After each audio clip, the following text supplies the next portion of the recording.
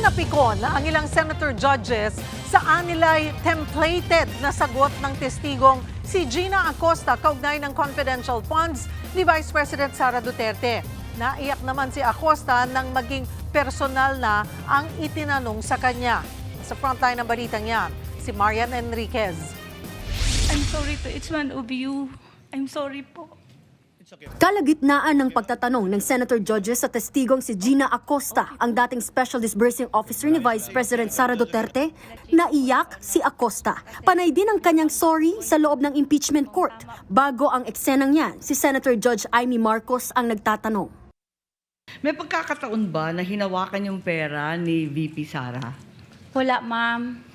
At nakita man lang kahit isang sentimo nung pera ni VP? Wala, ma'am. Pwede mo bang sabihin o alam kung kinuha, inangkin, inagaw ni kahit isang sentimo nitong confidential funds na to? Hindi ko nakita, ma'am.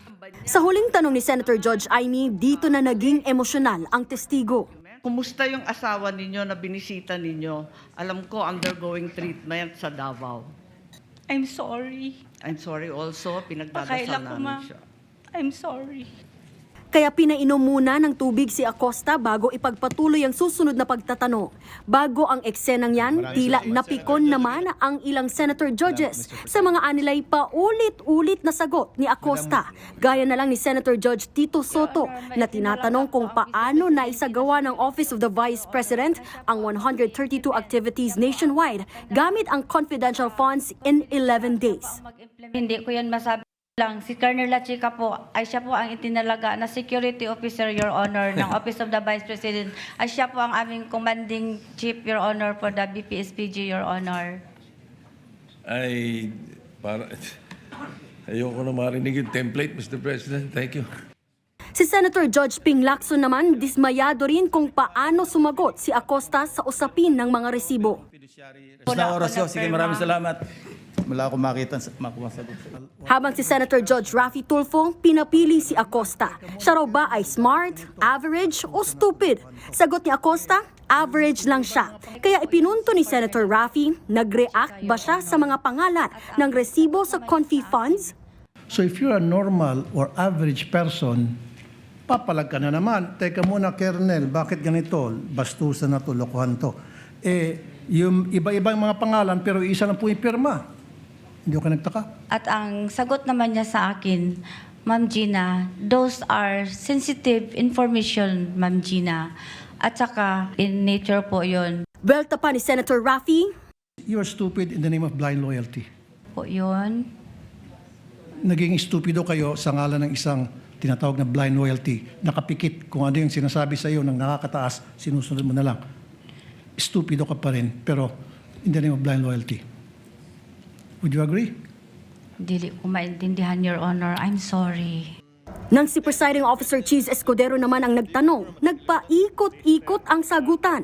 Pero sa huling inamin ni Acosta na si Security Officer Colonel Raymond Dante La Chica ang nag-disburse ng pera at hindi siya. Yan ay kahit pa nakasaad sa Joint Circular ng Commission on Audit na bawal i-transfer ang Confi funds mula sa isang accountable official sa ibang opisyal.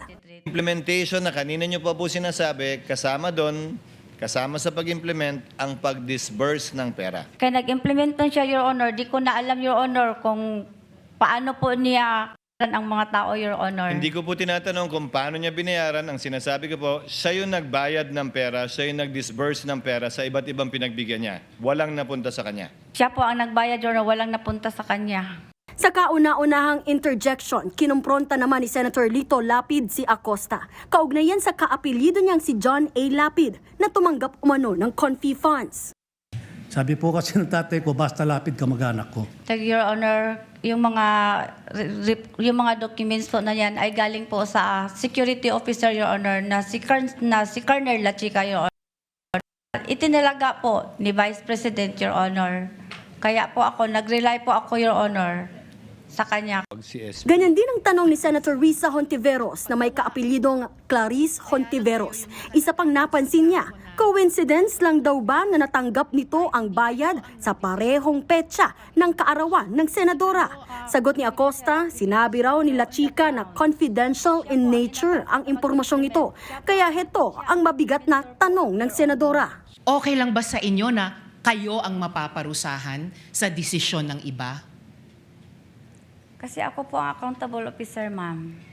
So okay lang po sa inyo, kayo po ang sasalo ng sisi ng iba. Fair ba yon? Kayo po ang mapaparusahan?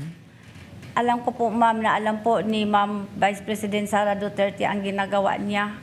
Nagbabalita mula sa Frontline, Marian Enriquez, News 5. Mga kapatid, Cheryl Cosing po. Maging maalam at may pakialam sa mga napapanahong issue at headlines. Mag-follow at mag-subscribe na sa social media pages ng News 5.